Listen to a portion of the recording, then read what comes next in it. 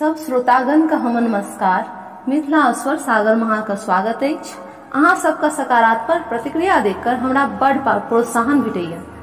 आशा करै छी कि अहाँ सब हमरा पर अहिना स्नेह जतेने रहब और हम कोशिश करब कि अहाँ का सबहक कमेंट हम पढ़ी और ओहि पर कार्यान्वित होई।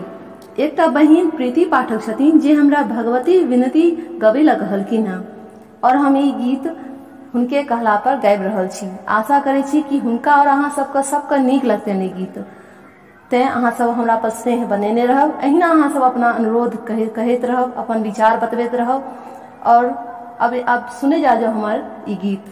दया करू शीघ्र है जननी कथिला देर केने छी।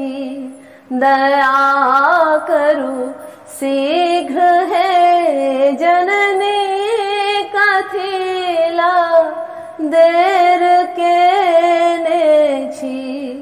कनै छी नोर सो देखू चरण में शीश झुकोने छी। कनै छी नोर सो देखू चरण में शीश झुकोने छी। अहीं के पुत्र रघुनंदन नहीं अम्बे कहोने छी। अहीं के पुत्र रघुनंदन नहीं अम्बे कहोने छी।